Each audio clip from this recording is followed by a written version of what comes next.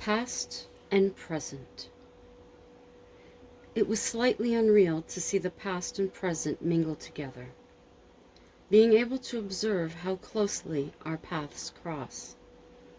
One step sliding easily into the past, fingers overlapping on door handles and knobs, emotions building upon each other.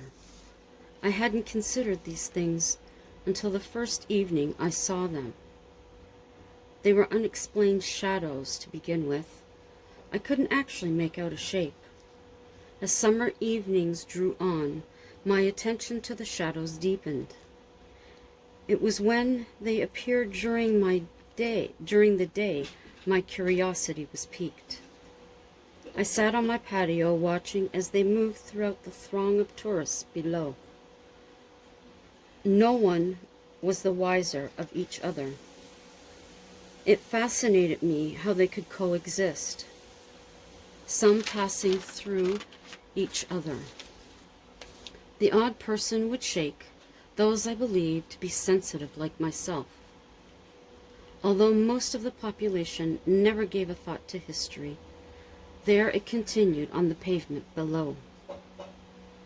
I came to learn locals who could see them referred to them as wishes. Wisps and shadows combined, wishes. I thought back to the times I felt a shiver walking along the cobbles. I couldn't sleep that night. I heard a shot ring out. I was up and on my patio in no time. The street below was empty except for one figure that lay on the ground.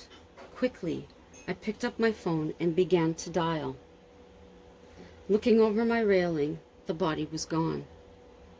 Just as quickly, I hung up. Had I caught a glimpse of the past?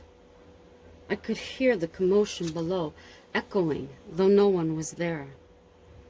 Well, at least from the present. When I think back to Canadian personalities from our past, I realize my grandparents and parents were there. They read the news firsthand that we now read in history books.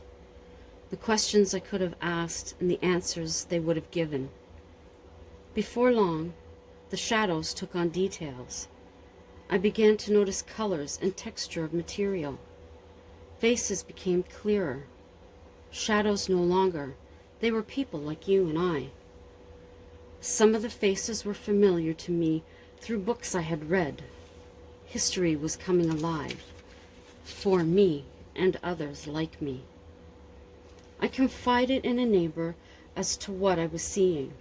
He assured me I would get used to it. He had been seeing them for years. When you've been here long enough, they'll speak to you. I wasn't sure I wanted conversation, but I'd go with the flow. The days began to cool. Summer's heat was losing its grip. These faces from the past now smiled at me in greeting. I felt privileged to know each of them, even if it were just by sight. I became more attentive to my surroundings. I became anxious for people's understanding of the lives that took place on this street. The original names of businesses remained above the doorways. In some cases, the original paint still boarded the window. Over the weeks, I grew used to seeing the spirits. I was fascinated observing their routine. One woman carried a large bag on her back. She was a laundress. Another came every day to set up her stall for selling fruit and vegetables. I remember the first interaction between her and a fellow spirit. They were there. Then there was a lady and her son. The boy always sat on a small stool outside the milliner's shop. He would play with a ginger cat until his mother called him inside. Then there were the well-to-do men in suits checking their pocket watches. They stood at the bank discussing topics important to them. They would disperse after an hour to attend their businesses. For me, it became a comfort to be amongst the past and present at the same time. I didn't know what I would do if this changed. I would endure a hardship of losing a friend. Claire was the young girl who sold flowers in front of the bank. Nell had a questionable trade, though much in demand. Robbie swept chimneys, and Oscar delivered goods to the mercantile. They were all friends.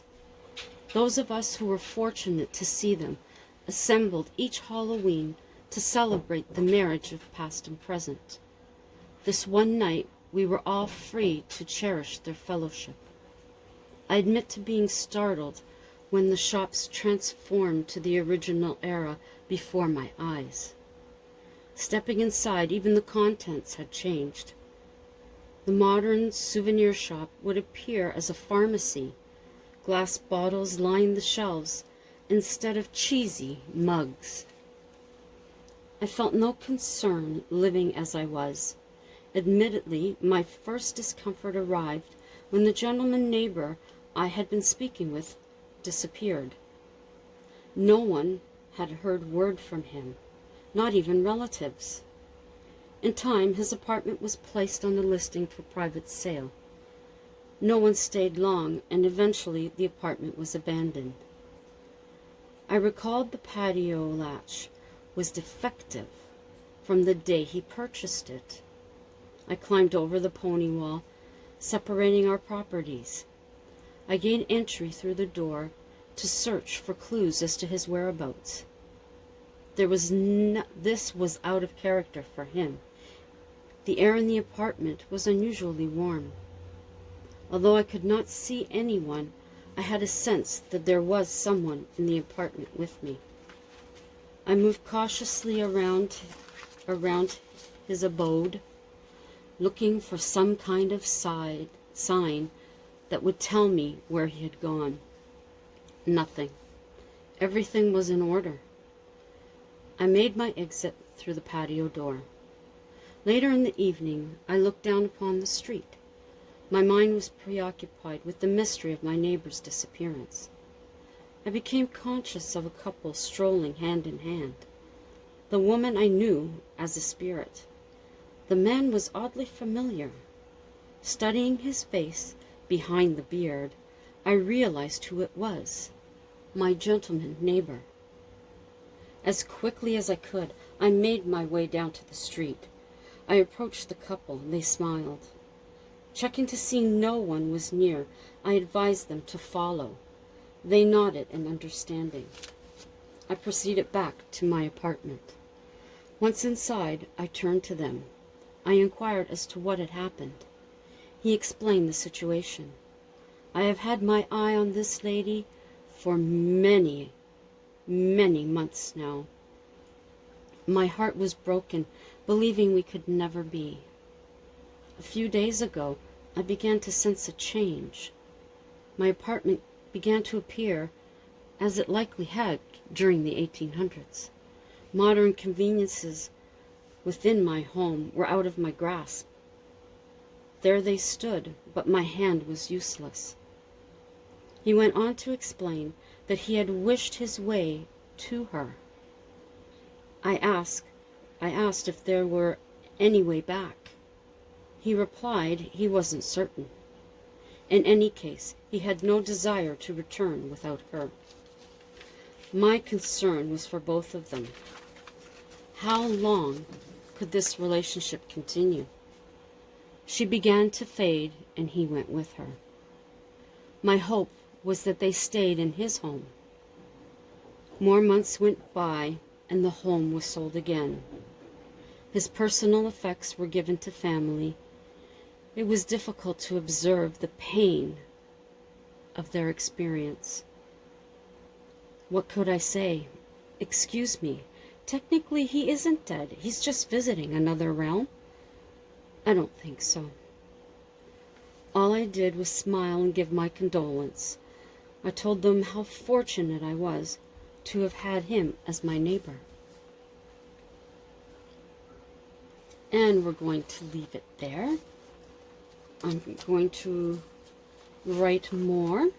I hope you enjoyed the beginning of this story. My pleasure bringing it to you. To my YouTube family, as always, love each of you dearly. Anyone coming through to hear the new story, I hope you enjoyed the beginning of it. Please do check out other ones that I have here, along with other videos that I have. If you find anything that interests you, please give it a thumbs up, leave me a comment, and share it out with family, friends, neighbors, co-workers, anyone you think may be interested. That is always greatly appreciated. While you're here, consider subscribing. And if you do subscribe, take the extra step and ring the notification bell so that you'll know each time that I upload. Have a great rest of your day. And until the next time, ciao for now. A mini golf course down here and a dock walk where you can walk out on the dock on Lake Eloise. Although I am not seeing another way down other than stairs. So I don't know how that works.